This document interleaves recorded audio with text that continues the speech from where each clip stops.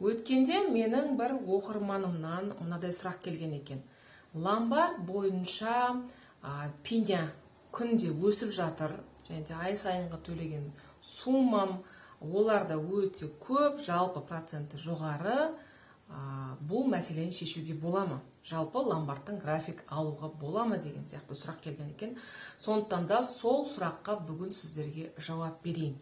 Негізі бұл видеода мен МФО мен ломбардтың екеуінің айырмашылығын айтқым келіп отыр. Өйткені көп адам оның айырмашылығын түсіне бермейді.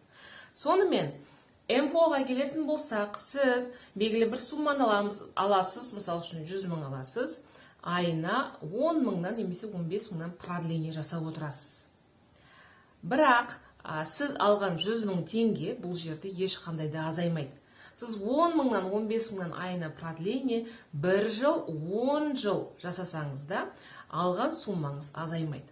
Бұл мәселені тек қана сіз сот арқылы ғана шешесіз. Сот арқылы шешкен кезде бұл жерде сіздің ай сайынғы төлеген 10-15 мың суммаларыңыз, продленияларыңыз, олардың барлығы есептеліп, основной долг 100 мың теңге азаяды.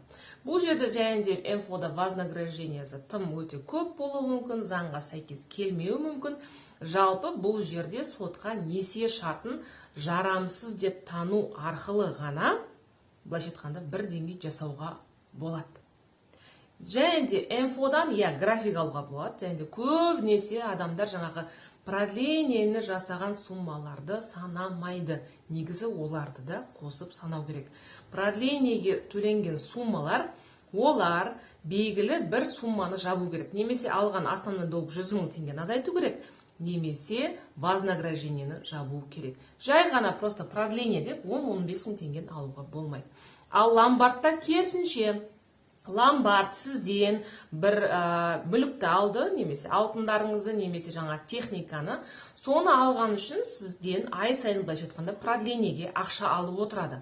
Бірақ продлениеге бұл ақша алып отырған кезде ломбард сізге белгілі бір қызмет түрін көрсетіп отырады. Ол қандай қызмет? Сіздің мүлкіңізді сақтап отырады. Ол үшін ол жаңа ломбардқа камера қояды, охрана қояды, және де сол мүлікті алып сізге қайтарып беріп отыратын маман, яғни специалист жалдайды. Сондықтан да МФО мен ломбардтың екеуінің осындай айырмашылығы бар.